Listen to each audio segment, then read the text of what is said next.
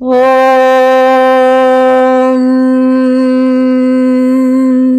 ஸ்ரீஹரிக ஸ்ரீமத் வால்மீகி ராமாயணம் அயோத்தியா காண்டம் 2. ஸ்ரீராமர் காட்டிற்கு அனுப்பப்படுகின்றார். ஸ்ரீராமர் காட்டிற்கு சென்ற பிறகு தசரதர் இறந்து விடுகிறார். பரதர் ராஜகிருகம் என்னும் பட்டணத்தில் தன்னுடைய அம்மான் வீட்டில் தம்பியாகிய சத்ருக்குனுடன் வசித்துக் கொண்டிருக்கின்றான். பரதரை அழைத்து வர தூதர்கள் செல்கிறார்கள். பரதருக்கு ஸ்ரீராமர் காட்டிற்கு சென்றதோ தசரதர் இறந்ததோ தெரிவிக்கப்படாமல் அவசரமாக நீங்கள் வர வேண்டும் என்று மட்டும் செய்தி சொல்லப்படுகிறது. பரதரும் சத்ருக்குனும் அயோத்தி மாநகருக்கு திரும்புகிறார்கள். அயோத்தி மாநகர் கலையிலிருந்து காணப்படுவதை கண்ட பரதர் மிகவும் கலவரப்பட்ட மனதுடன் தன்னுடைய தந்தையின் அரண்மனைக்குள் நுழைகின்றார். சர்க்கம் 72. பரதர் விலாபம், அதாவது பரதருடைய புலம்பல்.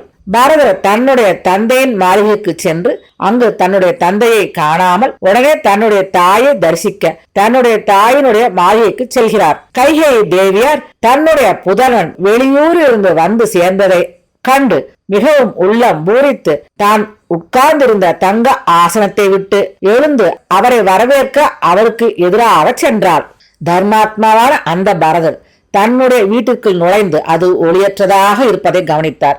தன்னுடைய தாயினுடைய திருவடிகளில் வீழ்ந்து வணங்கினார். கைகேயி அந்த யசஸ்வியாகிய பரதனை கட்டி அணைத்து மடியில் உட்கார வைத்து உச்சி முகர்ந்து அவரை விசாரிக்க ஆரம்பித்தாள். மாதா மகரின் மாளிகையிலிருந்து கிளம்பிய உனக்கு இங்கு வர எத்தனை நாட்கள் ஆயின? தேரிலேறி விரைவாக திரும்பி வந்த உனக்கு வழி சிரமம் இல்லையா? குழந்தாய், உனது பாட்டனார் சுகமாக இருக்கின்றாரா? உனது மாதுளர் ஆகிய யுதாஜித் அதை போல சுகமாகத்தானே இருக்கின்றார். நீ இங்கிருந்து போனது முதல் சுகமாகத்தானே இருக்கின்றாய். எனக்கு எல்லாவற்றையும் இப்பொழுது சொல்ல வேண்டும். இப்படி கைகேயி தேவி பிரியமாக கேட்டவுடன் சக்கரவர்த்தி குமாரரும் செந்தாமரை கண்ணருமாகிய பரதர் எல்லாவற்றையும் தன்னுடைய தாயாருக்கு பின்வருமாறு தெரிவித்தார். மாதா மகளின் மாளிகையிலிருந்து கிளம்பி இன்றோடு 7 நாட்கள் ஆகின்றது. அம்மா, உங்களுடைய தந்தை சேமமாயிருக்கின்றார். என்னுடைய மாமாவான யுதாஜித் அதை போலவே சேமமாய் இருக்கின்றார். பகைவரை பயப்படச் செய்யும் அந்த மன்னர் எனக்கு பொருளையும் பரிசையும் கொடுத்தார். அனைத்தையும் எடுத்துக்கொண்டு உடன் வர எனக்கு கஷ்டமாக இருந்ததால் நான் இப்போது முன்பாக வந்து சேர்ந்து விட்டேன். சக்கரவர்த்தியாரின் கட்டளையை கொண்ட தூதர்கள் அவசரமாக என்னை வரச் சொன்னதால் நான் முன்பாக வந்து சேர்ந்தேன். நான் கேட்பதற்கு நீங்கள் பதில் சொல்ல வேண்டும் அம்மா. பொன்னால் அலங்கரிக்கப்பட்ட நீ படுக்கும் இந்த கட்டில் சூன்யமாய் இருக்கிறது. இப்பொழுது இஸ்வாகு ஜன சமூகம் சந்தோஷம் உள்ளதாக எனக்கு தோன்றவில்லை. சக்கரவர்த்தியார் பெரும்பாலும் இந்த நேரத்தில் அம்மா உன் மாளிகையில் தான் இருப்பார். அவரை தரிசிப்பதற்காக இங்கு வந்தேன். இப்போது நான் அவரை இங்கு காண முடியவில்லை. அம்மா, திருத்தந்தையனுடைய திருவடிகளில் நான் தண்டம் சமர்ப்பிக்க வேண்டும். மகா உத்தமியாகிய கோசலா தேவியாருடைய மாளிகையில் இருக்கிறார் போலும். நான் கேட்பதற்கு பதில் சொல்லுங்கள் அம்மா. எனக்கு அவர் இருக்கும் இடத்தை சொல்லுங்கள். கைகேயி தேவியார் ராஜ்யத்தின் மேலிருந்த தன்னுடைய பேராசையால் நல்லது பொல்லாதது எதையும் அறியாதவளாக கொடுமையான தன்னுடைய இஷ்டத்தை நினைத்து அதை எண்ணி விஷயம் தெரியாத அவருக்கு பின்வருமாறு பதில் கூறினார். சதா யாகங்களை செய்பவரும் நல்லோருக்கு புகும் இடமாக இருந்தவரும் தேஜஸ்வியும் மகாத்மாவும் சக்கரவர்த்தியாருமாகிய உனது தந்தையார் எல்லா உயிர் பிராணிகளுக்கும் முடிவு எதுவோ அந்த முடிவை அடைந்து விட்டார். தர்மத்தில் கியாதி பெற்றவரும் பரிசுத்த மூர்த்தியுமாகிய பரதர் அந்த மொழியை கேட்டு பித்ரு சோகத்தால் மிகவும் பீடிக்கப்பட்டவராகி திடீரென தரையில் விழுந்து விட்டார். மகா தைரியசாலியும் ஆஜானுபாகுமான அவர் 2 கைகளையும் உதறிக்கொண்டு நான் கெட்டேன் என்கின்ற மன தளர்ச்சியை காட்டுகின்றதும் துக்ககரமாயிருக்கின்ற சொல்லை சொல்லிக்கொண்டு கீழே விழுந்தவாறே கிடந்தார். அந்த சமயம் மகா தேஜஸ்வியான அவர் தன்னுடைய தந்தையின் மரணத்தை கேட்டு மிகவும் தூரத்தை அடைந்து சோகத்தால் மெய் மறந்தவராக ஆகி கலக்கத்தால் அறிவை இழந்தவராக ஆகி புலம்பினார். எனது தந்தையுடைய இந்த படுக்கையானது சரத்காலத்தின் இரவில் நிர்மலமான ஆகாயம் சந்திரனால் எப்படி நிரம்பி இருந்ததோ அதே போல மிகவும் மனோகரமாக விளங்கி கொண்டிருந்தது. ஆனால் இப்பொழுது தீமானான அவரால் இது கைவிடப்பட்டதாகவும் சந்திரனால் கைவிடப்பட்ட ஆகாயம் போலவும் நீரற்ற சமுத்திரம் போலவும் தன்னுடைய அழகை இழந்திருக்கின்றது. ஜெயசாலிகளில் உத்தமரான அவர் மிகவும் மனவேதனையை அடைந்து தன்னுடைய வஸ்திரங்களால் தன்னுடைய அழகிய முகத்தை மூடிக்கொண்டு கண்ணீரை வடித்து கொண்டு தன்னுடைய உயர்ந்த குரலில் கதறி அழுதார். தேவர்களுக்கு ஒப்பான அவர் துயருற்றவராய் காட்டில் கோடாரியால் வெட்டி வீழ்த்தப்பட்ட ஆச்சா மரத்தினது கிளையைப் போல தரையில் வீழ்ந்து கிடப்பதை அவருடைய தாய் கண்டாள். உடனே அவள் மதித்த யானைக்கு ஒப்பானவரும் சந்திர சூரியர்களுக்கு சமம் ஆனவரும் சோகத்தால் பீடிக்கப்பட்டவருமாகிய அவரை தரையில் இருந்து எழுந்திருக்க செய்து பின்வரும் மொழியை சொன்னாள். புகழ்பெற்ற அரசே, எழுந்திரு எழுந்திரு, ஏன் படுத்து கிடக்கின்றாய்? சதஸில் கொண்டாடப்பட்ட உன் போன்ற சத்புருஷர்கள் இதில் வருந்துவதில்லையே? புத்தி நிறைந்தவனே, சூரிய பகவானது மண்டலத்தில் காந்தி எப்படியோ அதை போலவே நீ தானங்களிலும் யாகங்களிலும் உன்னுடைய மனதை செலுத்த வேண்டும். அதுவே உனக்கு உரியதாகும். மேலும் உன்னுடைய மனமானது சீலத்திலும் சிறுதியிலும் தவத்திலும் செல்ல வேண்டும். மிகவும் துயரத்தால் துன்புற்றிருந்த அவர் வெகு நேரம் தரையில் புரண்டு அழுது அதன் பிறகு தன்னுடைய தாயை பார்த்து பின்வருமாறு கூறினார். நான் சக்கரவர்த்தியார் ஸ்ரீராமருக்கு அபிஷேகம் செய்தல் என்னும் மகோத்சவத்தை செய்ய போகிறார் என்று எண்ணி மிகவும் மகிழ் உற்றவனாக வரும் வழியை நான் கடந்தேன். இப்பொழுது நடைபெற்றிருக்கும் இந்த செயலானது நான் எண்ணியதற்கு மாறாக உள்ளது. ஆனபடியால் என்னுடைய மனம் முறிந்து போய்விட்டது. நன்மை செய்வதில் ஊக்கமுடைய தந்தையை இப்பொழுது நான் காண முடியவில்லை. அம்மா, நான் வந்து சேர்வதற்கு முன்பாக சக்கரவர்த்தியார் எந்த வியாதியால் மரணத்தை அடைந்தார்? தந்தையாருக்கு உண்டான பணிவிடைகளை யார் செய்தார்கள்? அப்படி செய்த ஸ்ரீராமர் முதலிய எல்லோரும் கொடுத்து வைத்தவர்கள். புகழ்பெற்ற சக்கரவர்த்தியார் நான் திரும்பி வந்ததை இப்போது அறிய மாட்டார். அவர் அறிந்தால் விரைவாக குனிந்து என்னை உச்சியில் முகர்வார். புழுதியால் மூடப்பட்ட என்னை தன்னுடைய கைகளால் துடைத்து விடுவார். எதையும் எளிதில் முடிக்கவல்ல தந்தையனுடைய இனிமையான ஸ்பர்சத்தை அளிக்கவல்ல அந்த கைகள் எங்கே? என்னுடைய தமையனாரும் தந்தையாரும் தாயும் எவரோ? எந்த அறிவாளிக்கு நான் தொண்டனோ? எதையும் அலட்சியமாகவே முடிக்கவல்ல ஸ்ரீராமருக்கு என்னுடைய வரவை விரைவாக தெரியப்படுத்து. தர்மத்தை அறிகிறவனுக்கு ஜேஷ்ட பிரதா தந்தையாக ஆகின்றார். அந்த பூஜ்யருடைய திருவடிகளிலும் நான் விழுந்து சேவிக்கின்றேன். இப்போது எனக்கு அவர்தான் கதி. அம்மா தர்மம் அறிந்தவரும் தர்மத்தில் சாஸ்வதமான பற்றுடையவரும் புகழ் படைக்க பெற்றவரும் உறுதியான விரதம் உடையவரும் வீண் போகாத பராக்கிரமம் உடையவரும் எனது தந்தையாருமாகிய சக்கரவர்த்தியார் என்ன சொன்னார்? எனக்கு கடைசியாக அவர் இட்ட கட்டளையை கேட்க நான் ஆவலுடன் இருக்கின்றேன். இப்படி பரதன் கேட்டவுடன் கைகேயி தேவியார் உள்ளதை உள்ளவாறு கூறும் பின்வரும் மொழியை சொன்னாள். புருஷோத்தமரும் மகாத்மாவும் சக்கரவர்த்தியும் ஆகும் அவர் ஹா ராமா என்றும் சீதே என்றும் லக்ஷ்மணா என்றும் புலம்பிக் கொண்டு பரலோகத்தை அடைந்தார். பெரும் யானை கயிறுகளால் கட்டப்பட்டால் எப்படி இருக்குமோ அதே போல கால வசத்தால் கட்டுண்ட உனது தந்தை பின்வரும் மொழியையும் கடைசியாக சொன்னார். கொடுத்து வைத்த மானிடர்கள்தான் சீதையோடு கூட மீண்டும் வந்து சேர்ந்த ராமனையும் திரும்பி வந்து சேர்ந்த ஆஜானுபாகுவாகிய லக்ஷ்மணனையும் காண்பார்கள். அதை கேட்டவுடன் பாரதர் திகிலடைந்தார். இஷ்டமில்லாத அந்த இரண்டாவது விஷயத்தை கேட்டவுடன் அவருடைய முகம் வாடியது. அவர் தன்னுடைய தாயை பார்த்து மறுபடியும் கேட்டார். கோசலா தேவியின் ஆனந்தத்தை விருது செய்யும் தர்மாத்மாவான அவர் தம்பி லக்ஷ்மணனோடும் சீதா பிராட்டியாரோடும் சேர்ந்து இப்பொழுது எங்கிருக்கிறார்? இப்படி அவர் கேட்டதும் அவருடைய தாய் விரும்பத்தகாத செய்தியை அவர் விரும்புவார் என்று நினைத்து பின்வருமாறு கூற தொடங்கினாள். குழந்தாய், சக்கரவர்த்தியாரின் திருக்குமாரனான அவன் மர உரி உடுத்து லக்ஷ்மணன் பின்தொடர வைதேகியோடு கூட தண்டக பெரும் கானகத்திற்கு சென்றான். அதை கேட்ட பரதனுடைய உள்ளம் நடுங்கியது. தன்னுடைய தமையன் ஒழுக்கத்தில் சிறந்தவர் என்பதை அறிந்தவர். எனவே அவருடைய உள்ளம் சந்தேகத்தால் நடுங்கியது. பெருமையான வம்சத்தில் பிறந்த அவர் பின்வருமாறு விசாரிக்க ஆரம்பித்தார். ஸ்ரீராமர் வேறு ஒருவனுடைய சொந்தமான நியாயமான செல்வத்தை அபகரிக்கவில்லை என்று நான் நம்புகின்றேன். அவரால் பணக்காரனோ தரித்திரனோ நிர்தோஷியாய் ஹிம்சிக்கப்படவில்லை என்று நான் நம்புகின்றேன். மேலும் சக்கரவர்த்தியாரின் திருக்குமாரரான அவர் பிறருடைய மனைவியை மனதாலும் கருதவில்லை என நான் நம்புகின்றேன். கர்ப்ப நாசம் செய்த ஒருவன் எப்படியோ அதே போல அவர் எந்த காரணத்தை கொண்டு தண்டகாரண்யத்துக்கு அனுப்பி வைக்கப்பட்டிருக்கின்றார். அதை கேட்ட பரதனுடைய தாய் பரதரின் உள்ள கருத்தை அறியாததாலும் பின்னால் நடக்கப் போவதை பற்றி அறியாததாலும் உள்ளதை உள்ளபடி சொல்ல ஆரம்பித்தார். பரதர் மேற்கண்டவாறு கேட்டவுடன் தனக்கு எல்லாம் தெரியும் என்று நினைத்த அசடாகி அந்த கைகேயி உள்ளம் பூரித்தவளாக பின்வரும் மொழியை சொன்னார். ராமன் யாருடைய பொருளையும் அபகரிக்கவில்லை. அவனால் பணக்காரனோ தரித்திரனோ நிர்தோஷியாய் ஒருவனும் ஹிம்சிக்கப்படவில்லை. ராமன் பிறர் மனைவியை கண்ணெடுத்தும் பார்த்ததில்லை. குழந்தாய், ராமுடைய அபிஷேகத்தை கேட்டவுடன் நான் தான் உனக்காக உன்னுடைய தந்தையாரிடம் ராஜ்யத்தை கேட்டு பெற்றேன். மேலும் ராமனை நாடு கடத்த வேண்டும் என்ற வரத்தையும் கேட்டு பெற்றேன். உனது தந்தையார் எனக்கு சத்தியம் செய்து கொடுத்திருந்த காரணத்தால் நான் கேட்ட அந்த 2 வரங்களையும் அப்படியே செய்தார். ராமனும் லக்ஷ்மணனோடும் சீதையோடும் வனவாசம் சென்றான். மகா புகழ் படைக்க பெற்ற சக்கரவர்த்தியார் தனக்கு இஷ்டமான புதல்வனை காண முடியாமல் புத்திர சோகத்தால் மனம் நொந்து மரணத்தை அடைந்தார். தர்மம் அறிந்தவனே, இப்பொழுதே நீ ராஜ அதிகாரத்தை கைப்பற்றிக் கொள். உனக்காகத்தான் நான் இதை எல்லாம் செய்தேன். குழந்தாய், துயரத்தை அடையாதே, தைரியத்தை கைக்கொள். இந்த நகரம் உனக்கு சொந்தமானது.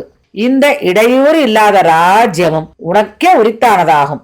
எனவே குழந்தாய், விதிகளில் நிபுணர்களும் வசிஷ்டரை தலைமையாக உடையவர்களுமான பிராமணோத்தமர்களோடு சேர்ந்து சக்கரவர்த்தியாரை முறைப்படி முன்னோர்களுடன் சேர்ப்பித்து விட்டு பிறவிலேயே தைரியம் படைத்த நீ சீக்கிரமாக பட்டாபிஷேகம் செய்து கொள்வாயாக. சர்க்கம் 73. கைகேயை நிந்திப்பது. கைகேயி இப்படி கூறியதை கேட்டவுடன் ஸ்ரீராமரின் தம்பியாகிய பரதர் தன்னுடைய காதுகளை 2 கைகளாலும் இறுக மூடிக்கொண்டு பூமியில் விழுந்து விட்டார். ஒரு முகூர்த்த காலம் தன்னுடைய உணர்வு இழந்து அவர் கிடந்தார். ஹா ராமா, நாதா என்று மிகவும் பரிதவிக்க வண்ணமாக புலம்பி பிறகு பின்வருமாறு சொன்னார். நான் கேட்டேன். சக்கரவர்த்தியார் மாண்டார். உலகமே அழிந்தது. நல்லது பொல்லாதது அறியாதவளே, இது என்ன? இது யாரால் உனக்கு உபதேசிக்கப்பட்டது? யாருடைய செய்கையை நீ செய்தாய்? நன்மை தீமை உணராதவளை, சக்கரவர்த்தியாரை பிணமாகவும் ஸ்ரீராமரையும் வனவாசியாகவும் செய்துவிட்டு இந்த ராஜ்யத்தை நான் அனுபவிக்க மாட்டேன். ஸ்ரீராமரை காட்டிற்கு அனுப்பியவளும் பதியை கொன்றவளுமான உனது வயிற்றில் 10 மாதங்கள் நான் கழித்திருக்கிறேன். அந்தோ நான் உலகத்தாரால் ஒதுக்கி வைக்கப்பட்டவனாக ஆகிவிட்டேன். நான் உலகத்தாரின் பழிக்கு ஆளாகிவிட்டேன். பத்தினிமார்களில் துஷ்டையே, கெடுமதி உடையவளே, கழுத்தில் கயிற்றை சுருக்கிட்டு கொண்டோ அல்லது விஷத்தை குடித்தோ ஜலத்திலாவது அக்னியிலாவது புகுந்து உயிரை விட்டு ஒளி. இளைய சகோதரனாகிய பரதன் மாதாவை கொன்றவன் என்ற பழிச்சொல்லை ஸ்ரீராமருக்கு நான் ஏற்படுத்த விரும்பவில்லை. இல்லை என்றால் இப்பொழுதே நான் உன்னை கொன்று விடுவேன். கண்ணால் கொளுத்தி விடுவது போல அவளை பார்த்து மேற்கண்டவாறு கொடுமையாய் சொல்லிவிட்டு பரதர் அவளை இமை கொட்டாது விழித்து பார்த்து கொண்டிருக்கையில் கைகேயி பின்வருமாறு கூறினாள். உன்னை பெற்று வளர்த்து அரசனாக காண ஆசைப்படும் என்னை இப்போது ஓயாது உதறி எரிந்து பேசுகின்றாய். நீ எனக்கு தீங்கு செய்கின்றாய். உனது தந்தையாகிய சக்கரவர்த்தியார் பரலோகம் அடைந்தார். உன்னுடைய சகோதரர்கள் 2 நாடு கடத்தப்பட்டனர். அதிகம் பேசுவதால் ஆகப்போவதென்ன? இந்த ராஜ்யத்தை நன்றாக காப்பாற்று. தந்தையார் இறந்ததையும் 2 சகோதரர்கள் நாடு கடத்தப்பட்டதையும் எண்ணி துக்கத்தால் மிகவும் பரிதவித்து பரதர் பின்வருமாறு கூறினார். திரு தந்தையாராலும் பிதாவுக்கு சமமான தமையனாராலும் கைவிடப்பட்டு அழிந்து துன்புறும் எனக்கு இந்த உலகில் இனி ராஜ்யத்தால் ஆகப்போவதென்ன? எனக்கு துக்கத்தின் மேல் துக்கத்தை நீ செய்திருக்கின்றாய். புண்ணில் புலி காலத்தை நீ ஊற்றுகின்றாய். பிரளய காலத்தில் உண்டாகும் சம்ஹார சக்தியைப் போல இந்த உத்தம குலத்தினுடைய நாசத்திற்காக நீ வந்திருக்கின்றாய். எனது தந்தையார் அக்னி போன்ற உன்னை அணைத்து கொண்டு உன்னுடைய உள்ளத்தை பற்றி அறியாமல் இருந்து விட்டார். பாப அனுஷ்டானம் உடையவளே, உன்னால் சக்கரவர்த்தியார் யமனிடம் காட்டி கொடுக்கப்பட்டுள்ளார். குலத்தை அழிக்க வந்தவளே, உன்னுடைய அசட்டு தனத்தினால் எனது இந்த உத்தமமான குலத்தின் மகிமை ஒழிக்கப்பட்டது. இப்போது சத்தியசந்தரும் மிக்க புகழ் பெற்றவரும் எனது தந்தையாருமாகிய தசரத சக்கரவர்த்தியார் உன்னை ஏற்றுக்கொண்டதால் கடுமையான துக்கத்தால் பரிதவிக்கின்றவராக ஆகி மாண்டு விட்டார். தர்மத்தில் அசையாத சக்தி உடையவரும் எனது தந்தையாருமாகிய சக்கரவர்த்தியார் எந்த அதிகாரத்தை கொண்டு நிர்பந்திக்கப்பட்டார்? ஸ்ரீராமர் தான் எந்த அதிகாரத்தை கொண்டு துரத்தப்பட்டவராய் வனவாசத்தை அடைந்தார்? கோசலா தேவியாரும் சுமித்ரா தேவியாரும் புத்திர சோகத்தால் புண்பட்ட மனத்தை உடையவர்களாக ஆகி எனது தாயாகிய உன்னை கண்முன் கண்டு எப்படி பிழைத்திருப்பார்கள்? அதற்கு சாத்தியமே இல்லை. தர்மாத்மாவும் பெரியோர்களிடம் நடந்து கொள்வதில் நிபுணரும் பூஜ்யருமாகிய ஸ்ரீராமர் தன்னுடைய தாயின் விஷயத்தில் எப்படி நடந்து கொள்கிறாரோ அதே போலவே உன்னிடத்திலும் ஒப்புயர்வற்ற முறையில் நடந்து வருகின்றார் இல்லையா என்ன? அதே போலவே எனது பெரிய தாயும் பரிபூர்ண ஞானம் உடையவளுமாகிய கோசாதேவியார் தர்மத்தை மேற்கொண்டு உன்னிடத்தில் தன்னுடைய சகோதரிடம் எப்படி நடந்து கொள்வாரோ அதே போல உன்னிடத்தில் நடந்து வருகின்றார் அல்லவா?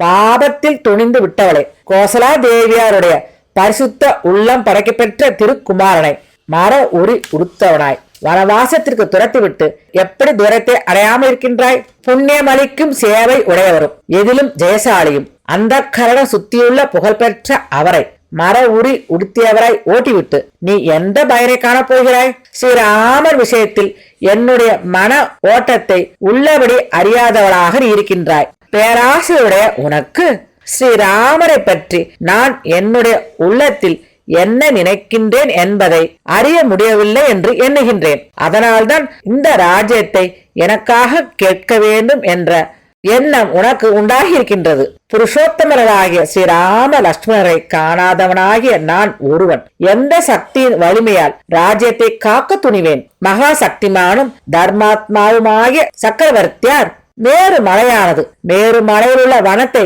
எப்படி சார்ந்திருக்குமோ அதை போல சக்திமானாகிய ஸ்ரீராமரையே சாஸ்வதமாக நம்பி இருந்தார். மிக பெரியவர்களால் வகிக்கப்பட்ட இந்த கஷ்டமான பொறுப்பை எல்லளவும் அனுபவமற்ற நான் ஏற்றுக்கொண்டு எந்த சக்தியை கொண்டு எப்படித்தான் நடத்துவேன்? ஒருவேளை 4 வகை உபாயங்களாலும் அறிவின் பெருமையாலும் எனக்கு சக்தி ஏற்படும் என்றாலும் புத்திரன் ஒருவனுக்கே நன்மையை உத்தேசிக்கும் உன்னுடைய மனோரதம் கைகூட பெற்றதாக நான் செய்ய மாட்டேன். ஸ்ரீராமர் மீது இப்போது உனக்கு தாய் அன்பு இல்லாமல் இருக்கும். ஆனால் தீய தொழில் செய்ய நினைத்துவிட்ட உன்னை தள்ளி வைக்க நான் தயங்கவே மாட்டேன். நல்ல நடத்தையிலிருந்து விலகி பாபத்தில் துணிந்து விட்டவளை நம்முடைய முன்னோர்களுக்கு அபகீர்த்தி விளைவிக்கின்றதாகின்ற இந்த புத்தி உனக்கு எப்படித்தான் உண்டாயிற்று? இந்த குலத்தில் மூத்தவன்தான் முன்னோர்களுடைய ராஜ்யத்தில் அபிஷேகம் செய்யப்படுவான். தம்பிமார்கள் அவனிடத்தில் பக்தி கொண்டு ஈவு இரக்கம் அற்றவளை நீ ராஜ நீதியை மதிக்கவில்லை, ராஜ சம்பிரதாயத்தின் நிரந்தரமான அனுஷ்டானத்தையும் மதிக்கவில்லை என்று எண்ணுகின்றேன். ராஜ சம்பிரதாயத்தில் மூத்தவனை எப்பொழுதும் ராஜ்யத்தில் அபிஷேகம் செய்யப்படுகின்றான். இது மன்னர்களுக்கு எல்லாம் பொதுவானது. அது இஸ்வாகு வம்சத்தவர்களுக்கு முக்கியமாயிருக்கும். தர்மம் ஒன்றையே பாதுகாப்பாக கொண்டவர்களும் குலத்தின் நல்லொழுக்கத்தால் விளங்கியவர்களுமான அவர்களுடைய ஒழுக்கத்தின் பெருமை உன்னை அடைந்து இப்போது திரும்பிவிட்டது. உனது முன்னோர்களும் மகா புண்ணியாத்மாக்களுமாகிய மன்னர்கள் உன்னை அவமதிக்கும் செயலான இந்த அசடுத்தரம் உனக்கு எப்படி உண்டாயிற்று? பாப செயலை செய்வதற்கு துணிந்தவளே, உயிரை மாய்த்து கொள்ளும் அளவு துன்பமானது யாரால் விளைவிக்கப்பட்டதோ அப்படிப்பட்ட உன்னுடைய இந்த விருப்பத்தை மாத்திரம் நான் நிறைவேற்றுவேன். அதாவது நான் என்னுடைய உயிரை மாய்த்து கொள்வேன்.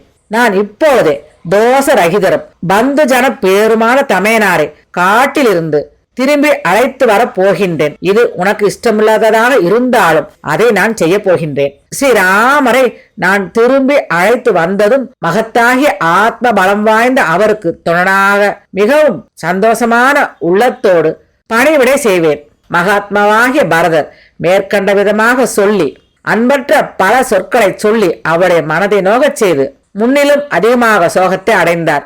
பிறகு இனி என்ன செய்வது என்று அறியாதவராக ஆகி மலை குகையில் இருக்கும் சிங்கத்தை போல உரிமினார். சர்க்கம் 74. கைகேயி நிந்தை.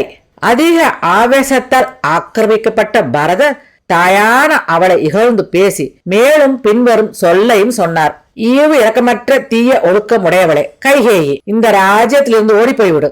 தர்மத்தை பிரிந்தவளான நீ என்னை இறந்தவளாக அறிந்து அதனால் அழுகின்றவளாக ஆக கடவாய். மகா தர்மிஷ்டராகிய ஸ்ரீராமதான் ஆகட்டும், சக்கரவர்த்தி தான் ஆகட்டும், உனக்கு என்னதான் தீங்கு புரிந்தார்கள்? அவர்கள் இருவருக்கும் உன்னால் ஏக காலத்தில் மரணமும் வனவாசமும் நேர்ந்தது. இந்த குலத்திற்கு கேடு விளைவித்ததால் கர்ப்பஹத்தி பாவத்தை அடைந்தவள் ஆகின்றாய். அதனால் நரகத்தை நீ அடை. கணவருடன் கூட இருப்பதை நீ அடைய மாட்டாய். கொடிய செயலால் இப்படிப்பட்ட பாவத்தை நீ செய்து விட்டாய். அதனால் உலகத்தில் உள்ள எல்லோருடைய அன்பையும் நீ இழந்து விட்டாய். எனக்கும் அதிகமான மனவேதனையை உண்டாக்கி விட்டாய். உன்னால் என்னுடைய தந்தையார் மாண்டார். ஸ்ரீராமரும் காட்டை அடைந்தார். நானும் உன்னால் இந்த மானிட உலகில் புகழை இழந்தவனாக செய்யப்பட்டேன். என்னுடைய தாயாய் வந்த சத்ருவே, கொடியவளே, ராஜ்யத்தில் பேராசை கொண்ட கெட்ட நடத்தை உள்ளவளே, கணவனை கொன்றவளே, நான் உனக்கு ஏற்றுக்கொள்ளத்தக்கவனாக ஆக மாட்டேன். குலத்தை கெடுத்த உன்னை அடைந்து எனது தாய்மார்களாகின்ற கௌசல்யா தேவியாரும் சுமித்ரா தேவியாரும் மற்றவர்கள் எல்லோரும் பெரும் துக்கத்தால் துடிக்கின்றார்கள். நீ தர்மராஜரும் புத்திமானுமாகிய அஸ்வபதியின் பெண் அல்ல. உன்னுடைய தகப்பனாருக்கு குலத்தை அழிக்கும் அரக்கியாக நீ பிறந்துள்ளாய்.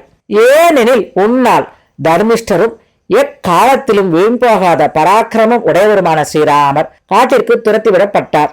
சோகத்தால் தந்தையாரும் சொர்க்கத்தை அடைந்தார். எந்த பாவச் செயலை முன்னின்று நீ நடத்தினாயோ அந்த பாவச் செயலால் தந்தையை நான் பிரிந்தேன். 2 சகோதரர்களாலும் கைவிடப்பட்டேன். எல்லா ஜனங்களுக்கும் பிரியம் அற்றவனாக நான் இப்பொழுது ஆகிவிட்டேன். பாபத்திற்கு துணிந்தவளாக நரகத்திற்கு சென்று கொண்டு இருந்தவளே, தர்ம அனுஷ்டானம் உடையவளாகிய கோசலா தேவியாரை வியோகம் அடைந்தவளாக செய்துவிட்டு, அதாவது துயரம் அடைந்தவளாக செய்துவிட்டு, இப்பொழுது எந்த காரணத்தை கொண்டு எந்த உலகத்தை நீ அடையப் போகின்றாய்? கொடியவளே, கோசலா தேவியாரது திருக்குமாரனாகிய ஸ்ரீராமரை பந்துகளுக்கு புகலிடம் என்றும் பிதாவுக்கு சமமான உத்தமர் எனவும் நீ ஏன் ஐயமர அறியவில்லை? பிரதான அங்கங்களில் இருந்தும் உபாங்கங்களில் இருந்தும் உண்டாகின்ற புதல்வன் இதயத்தில் இருந்தும் பிறக்கின்றான். அதனால்தான் தாயின் மிகுதியான அன்பிற்கு பாத்திரமாகின்றான். அன்பால் மாத்திரம் பந்துவாக ஆக மாட்டான். முன்னொரு காலத்தில் இப்படி ஒரு கதை உண்டு. தேவதைகளால் பூஜிக்கப்பட்டதும் தர்மம் உணர்ந்ததுமாகிய காமதேனு தன் புதல்வர்களாக இரு காளை கன்றுகளை உள்ளம் முறிந்து களைத்திருக்கின்றனவைகளாகவும் பாரம் சுமக்கின்றவைகளாகவும் இந்த உலகத்தில் கண்டது. நடுப்பகலில் பூமியில் அந்த இரு காளை கன்றுகளும் களைப்படைந்தவைகளாகவும் இருப்பதை பார்த்து புத்திரசோகத்தால் கண்ணீரால் கலங்கிய கண்களை உடையதாக ஆகி அழுதது. அப்போது கீழே சென்று கொண்டிருந்த மகாத்மாவாகிய தேவேந்திரனுடைய திருமேனியில் நல்ல வாசனையுடைய அந்த கண்ணீர் துளிகள் விழுந்தன. தேவர்களது அரசராகிய இந்திரன் தனது உச்சியில் விழுந்த அந்த கண்ணீர் துளிகள் மிகவும் வாசனை உடையதாக இருப்பதை கவனித்து அதை பெருக்கிய காமதேனுவை பற்றி தன்னுடைய உள்ளத்தில் சிந்தித்தார். இந்திரன் நிமிர்ந்து பார்த்தார். அப்போது அங்கு ஆகாசத்தில் காமதேனு அசையாமல் நின்று கொண்டு மிகவும் கஷ்டப்பட்டு மனம் நொந்து அழுது கொண்டிருப்பதை பார்த்தார். வஜ்ரபாணியும் தேவ அரசனான அந்த இந்திரன் புகழ்பெற்ற அந்த காமதேனுவை கண்டு உடல் நடுங்கியவராய் கைகளை குவித்து பின்வருமாறு கூறினார். எல்லோருக்கும் நன்மையே விரும்புபவளே, உனக்கு இந்த பெரும் கஷ்டமானது எங்கிருந்து உண்டாயிருக்கின்றது?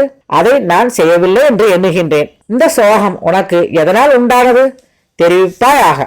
ஞானவானாகிய தேவேந்திரன் இப்படி கேட்டவன் சாந்தமூர்த்தியாகிய காமதேனு அந்த சமயம் தர்ம நெறியில் முன்னேற்றம் அடைந்த பின்வரும் சொல்லை பதிலாக கூறியது. தேவபதியே, உங்களுக்கு எங்கிருந்தும் எந்த துன்பமும் இல்லை. ஏதாவது அப்படி ஏற்பட்டாலும் தெய்வாதீனமாக அது ஒழிந்து போகட்டும். நான் கஷ்டத்தில் மூழ்கி இருக்கின்ற எனது 2 குழந்தைகளை பற்றி நினைத்து வருந்துகின்றேன். தேவர்க்கரசே, இந்த காளை மாடுகளை உழவன் துன்புறுத்துகின்றான். சூரிய கிரகங்கள் தகிக்கின்றன.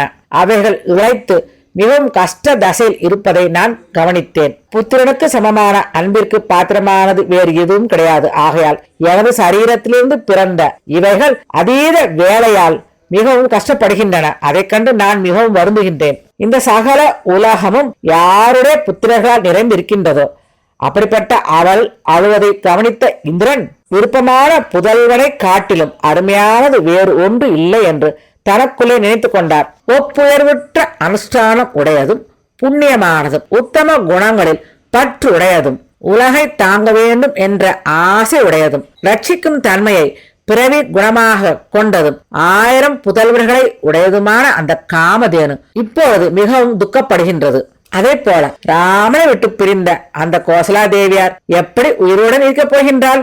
எப்போதும் ஒப்புயர்வற்ற அனுஷ்டானம் உடையதும் புண்ணியமானதும் உத்தம குணங்களில் பற்று உடையதும் உலகை தாங்க வேண்டும் என்ற ஆசையாலும் பிறவி குணமான ரட்சிக்கும் தன்மையாலும் ஆயிரக்கணக்கான புதல்வர்களை உடைய அந்த காமதேனுவே தன்னுடைய இரு புதல்வர்களின் துன்பத்தை கண்டு துக்கத்தை அடைந்தது.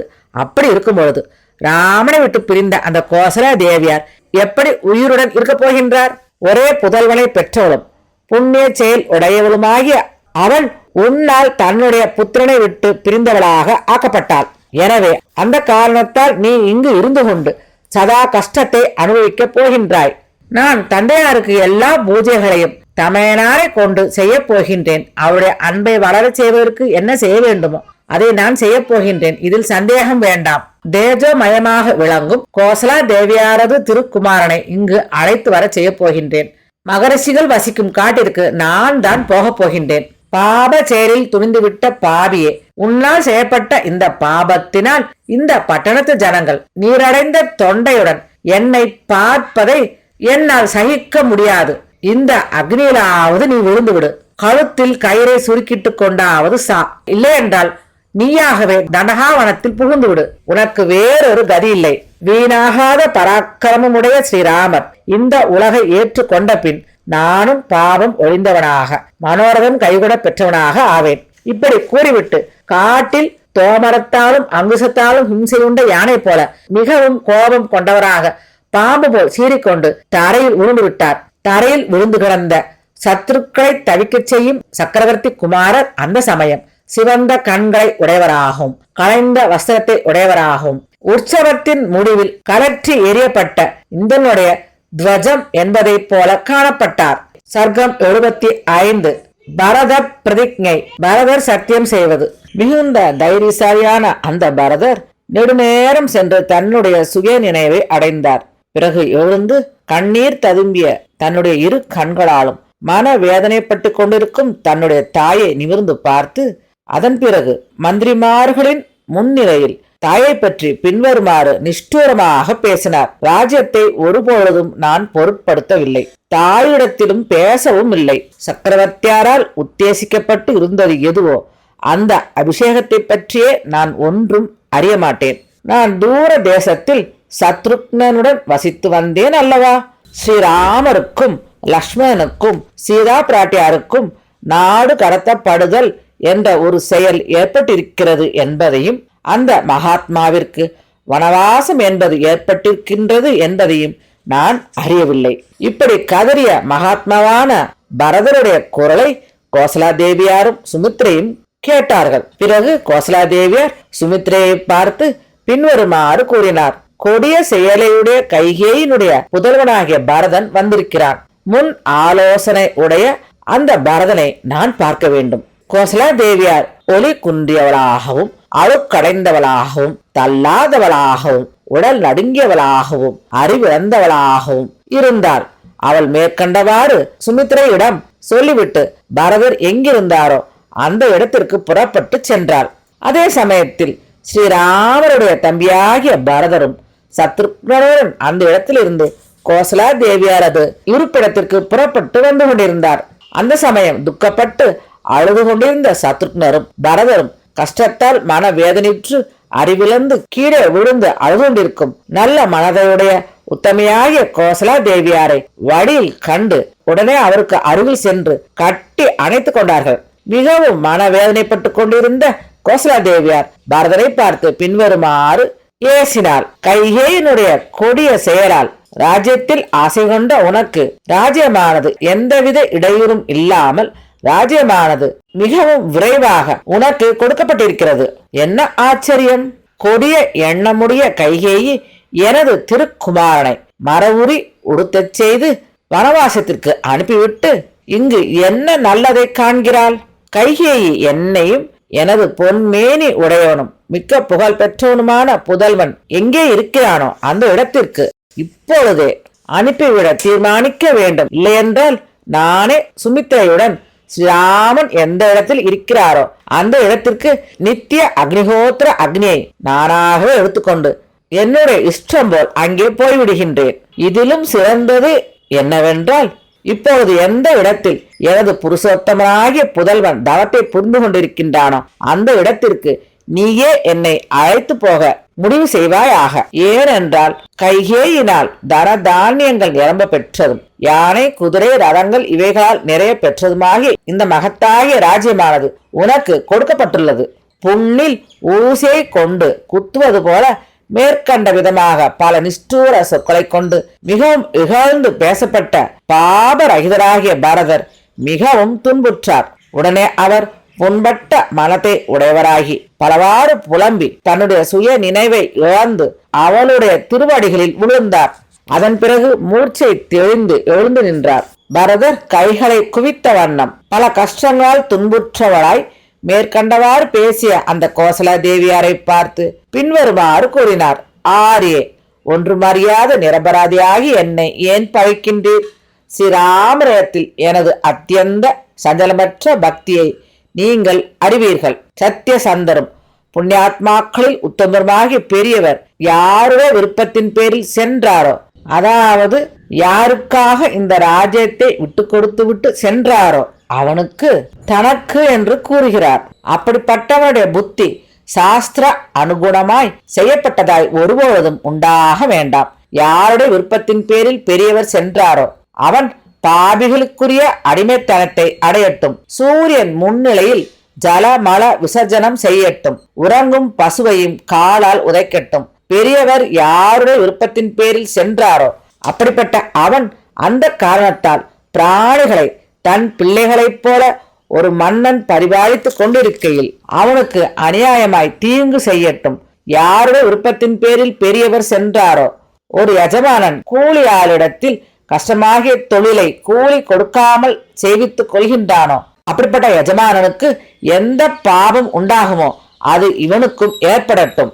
யாருடைய விருப்பத்தின் பேரில் பெரியவர் சென்றாரோ அவனுக்கு 6ல் ஒரு பாக வரியை வாங்கி கொண்டு பிரஜைகளை பாதுகாக்காத மன்னனுக்கு என்ன பாவம் ஏற்படுமோ அது ஏற்படட்டும். யாருடைய விருப்பத்தின் பேரில் பெரியவர் சென்றாரோ அவன் யாகத்தில் தவசிகளுக்கு யாக தட்சிணையை கொடுப்பதாக வாக்களித்துவிட்டு பிறகு அதை அநியாயமாக மறுக்கட்டும். யாருடைய விருப்பத்தின் பேரில் பெரியவர் சென்றாரோ அவன் யானை குதிரை தேர் இவைகளால் நிறைந்ததும் ஆயுதங்கள் நிறைந்ததுமான போரில் ஈடுபட்ட வீரர்களுக்கு எந்த பதவி கிடைக்குமோ அந்த பதவியை அடையாமல் இருக்கட்டும். யாருடைய விருப்பத்தின் பேரில் பெரியவர் சென்றாரோ அந்த பாவி ஞானியால் சிரத்தையுடன் உபதேசிக்கப்பட்ட நுண்ணிய பொருளுடைய சாஸ்திரத்தை மறக்கட்டும். யாருடைய விருப்பத்தின் பேரில் பெரியவர் சென்றாரோ அப்படிப்பட்ட அவன் பெருத்த கைகளையும் தோள்களையும் உடையவரும் சந்திர சூரிய பிரகாசம் உடையவருமாகிய அவர் ராஜ்யத்தை அடைந்து சிம்மாசனத்தில் வீற்றிருப்பதை பார்க்காமல் இருக்கட்டும். யாருடைய விருப்பத்தின் பேரில் பெரியவர் சென்றாரோ அவன் பாயாசத்தையும் திலோதனத்தையும் ஆட்டு மாம்சத்தையும் எந்தவித காரணமும் இன்றி மானம் இழந்தவராக புசிக்கட்டும். பெரியோர்களையும் அவமதிக்கட்டும். யாருடைய விருப்பத்தின் பேரில் பெரியவர் சென்றாரோ அவன் பசுக்களை காலால் உதைக்கட்டும். பெரியோர்களையும் தூசிப்பவனாக இருக்கட்டும். மித்திரன் விஷயத்தில் முற்றிலும் துரோகம் செய்பவனாக ஆகட்டும். யாருடைய விருப்பத்தின் பேரில் பெரியவர் சென்றாரோ அந்த துஷ்டாத்மா நம்பிக்கையால் ரகசியமாக கொஞ்சம் சொல்லப்பட்ட அபவாதத்தை ஏதாவது ஒரு இடத்தில் வெளியிடட்டும். யாருடைய விருப்பத்தின் பேரில் பெரியவர் சென்றாரோ அவன் உலகில் செய்நன்றி அற்றவனாய் ஆத்மஹத்தி செய்து கொண்டவனாய் நாணமற்றவனாய் யாவராலும் வெறுக்கப்பட்டவனாய் எத்தொழிலுக்கும் தகுதி அற்றவனாக ஆகட்டும். யாருடைய விருப்பத்தின் பேரில் பெரியவர் சென்றாரோ அவன் தன் வீட்டில் புதல்வன் மனைவி இவர்களாலும் தன்னுடைய பாதுகாப்பில் உள்ள மற்றவர்களாலும் சூழப்பட்டவனாய் தான் ஒருவனை நல்ல உணவை புசிக்கட்டும். யாருடைய விருப்பத்தின் பேரில் பெரியவர் சென்றாரோ அவன் ஏற்ற மனைவியை பெறாமல் சந்ததி அற்றவனாய் தர்ம நெறி வலுவாத வாழ்க்கையை அடையாமல் சாகட்டும்.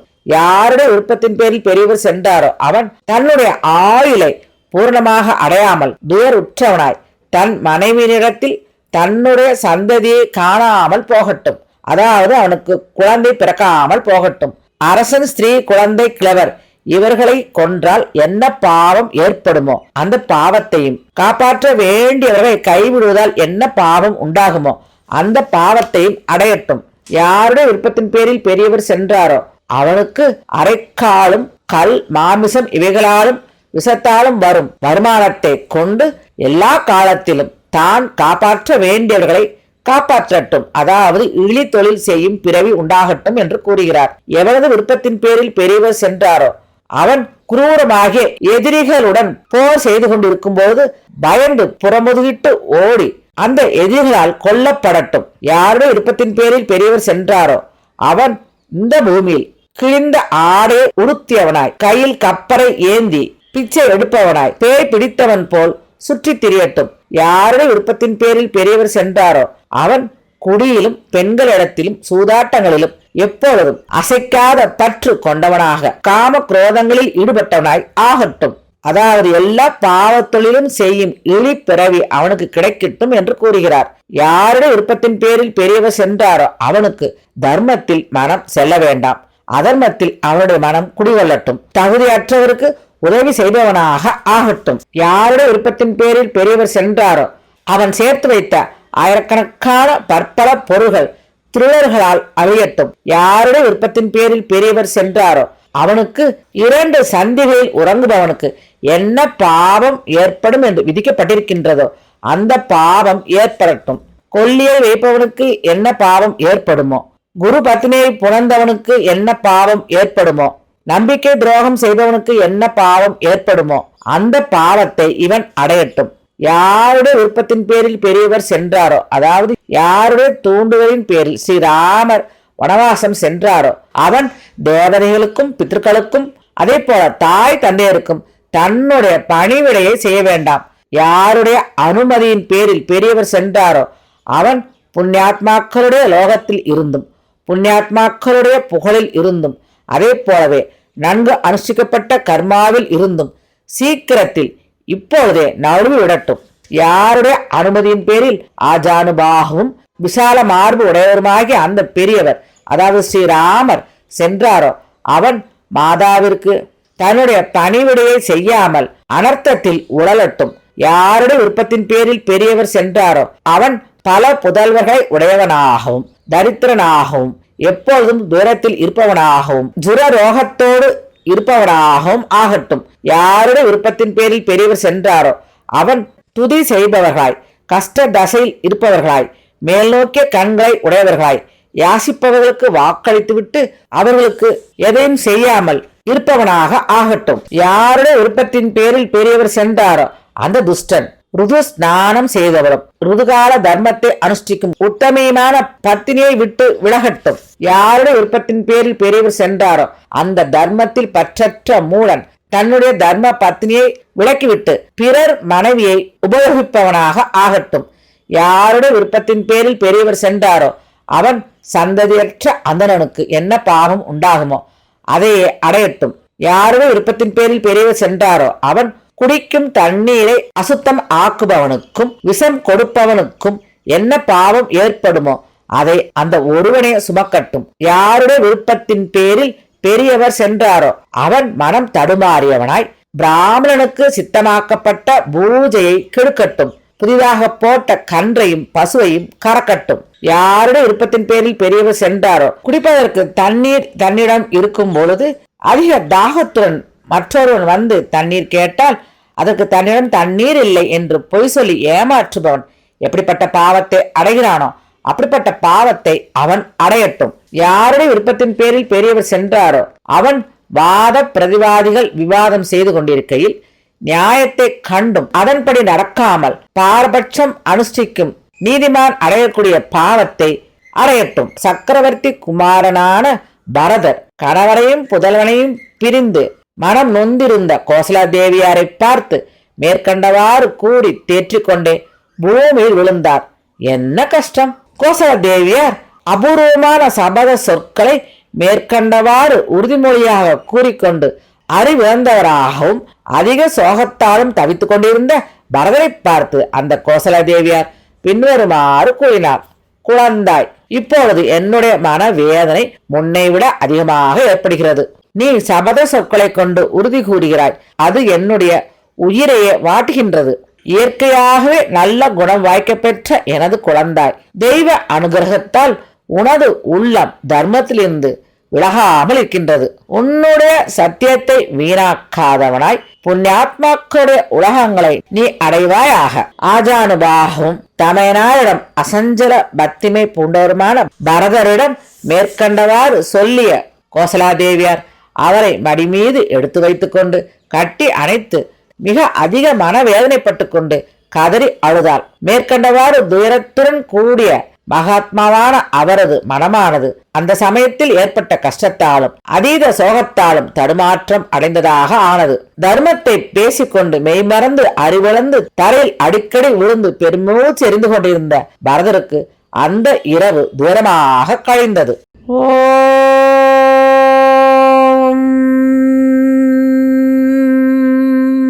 ஸ்ரீ சீதாராமரின் பாதங்களுக்கு நமஸ்காரம். ஸ்ரீ ராமச்சந்திரமூர்த்தியின் பாதார விந்தங்களில் சமர்ப்பணம்.